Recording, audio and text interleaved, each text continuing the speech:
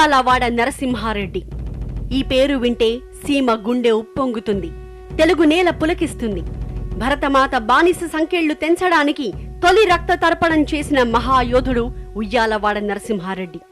నరనరాన దేశభక్తితో British దోపిడీదారుల గుండెలు చీల్చిన ఉగ్ర నారసింహుడాయన.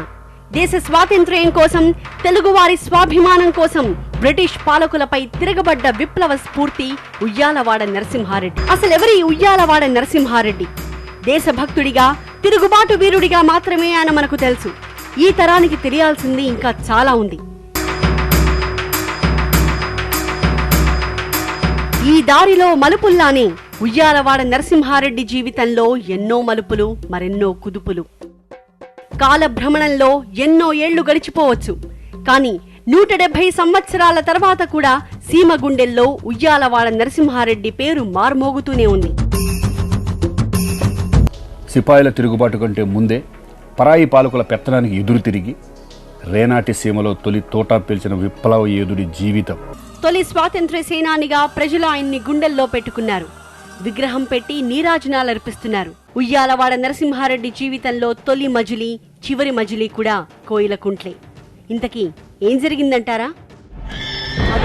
1846 ఆ ఏడాది వసూలు చేసిన శిస్తు డబ్బును కోయిలకుంట్ల ట్రెజరీలో జమ చేయాలని తన ఉద్యోగికి ఆదేశించాడు ఉయ్యాలవాడ నరసింహారెడ్డి. అలాగే బ్రిటిష్ ప్రభుత్వం నుంచి తనకు రావాల్సిన భరణాన్ని తీసుకురావాలని కూడా చెప్పాడు. అయితే బ్రిటిష్ వలస పాలకుల అండతో తహసీల్దార్ విర్రవీగాడు. మీ పాలెగాడినే వచ్చి భరణం పట్టుకెళ్లమను అని హేళన చేశాడు. నరసింహారెడ్డే ఓ బంటు, అతనికో బంట్రోత అని అవమానించాడు. సిపాయిల తిరుగుబాటు 1857లో జరిగింది, కానీ దానికంటే 10 ఏళ్ల ముందే బ్రిటిష్ పాలనపై నిప్పులు చెరిగాడు ఉయ్యాలవాడ. ఇదే కోవెలకుంట్ల ట్రెజరీ.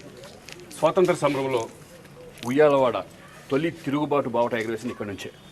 మనం సీమ ఫ్యాక్షన్ సినిమాల్లో ఒక డైలాగ్ వింటూ ఉంటాం, నీ ఇంటికి వస్తా, నీ నట్టింటికి వస్తా అని. ఆ సీన్ ఎగ్జాక్ట్గా ఉయ్యాలవాడ లైఫ్లో జరిగింది. ఎగ్జాక్ట్గా ఇక్కడ కూడా అదే జరిగింది. కోవెలకుంట్ల ట్రెజరీని కొల్లగొడతానని చెప్పి మరీ వచ్చి ఖజానాన్ని ఖాళీ చేసి పేదలకు పంచిపెట్టారు. That is Uyyalawada. సాహో ఉయ్యాలవాడ. సాహో. చూశారుగా ఈ జనం. ఉయ్యాలవాడ నరసింహారెడ్డి అన్న పేరు వినపడితే చాలు 100 మంది జై కొట్టారు, సాహో అంటూ సలాం చేశారు.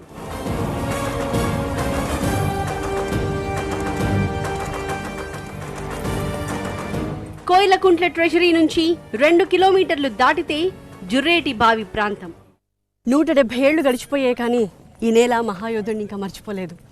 తమను ఎదిరించాడని బ్రిటిష్ పాలకులు ఉయ్యాలవాడ నరసింహారెడ్డిని ఈ జుర్రేటి వాగు ప్రాంతంలోనే ఉరితీశారు.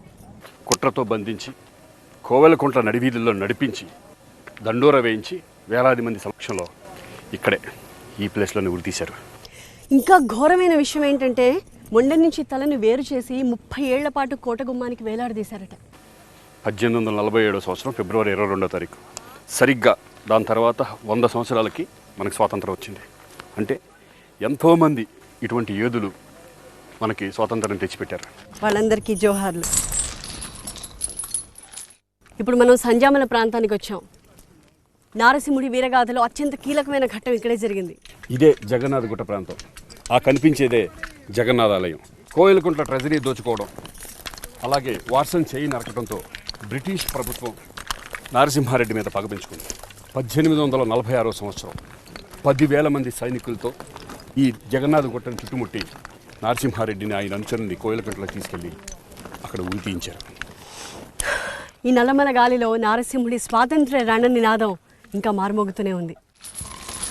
జగన్నాథ గుట్ట నుంచి కోయిలకుంట్లకు తీసుకొచ్చింది. జుర్రేటి బావి దగ్గర వేల మంది సమక్షంలో ఉయ్యాలవాడ నరసింహారెడ్డిని ఉరివేసి. ఉయ్యాలవాడ నరసింహారెడ్డి ఎంత గొప్ప చరిత్ర, ఎంత గొప్ప వీరగాథ. అంతటి వీరుడిని కన్న ఊరు ధన్యం. ఆ మట్టిని తాకడం మన అదృష్టం. మరి వాళ్ళ వంశస్థులు ఇప్పుడు మనకి ఇక్కడ ఉన్నారు. మీ పేరండి? ప్రభాకర్ రెడ్డి. మీరేమవుతారు? మనవల్ని ముని మనవల్ని అవుతాం నరసింహారెడ్డి. ఓకే, మరి ముందుగా మాకు ఆయన వాడిన కత్తి చూడాలనుంది. ఇదిగో ఇదే ఉయ్యాలవాడ నరసింహారెడ్డి ఖడ్గం. తెల్ల దొరల దోపిడీని ఎదిరించి బ్రిటిష్ సైనికుల తలలు తెగనరికిన వీర ఖడ్గం. దాదాపు 2 శతాబ్దాల తర్వాత కూడా ఉయ్యాలవాడ నరసింహారెడ్డి ఉపయోగించిన మహాఖడ్గాన్ని భద్రంగా కాపాడుతూ వచ్చారు ఆయన వంశస్థులు.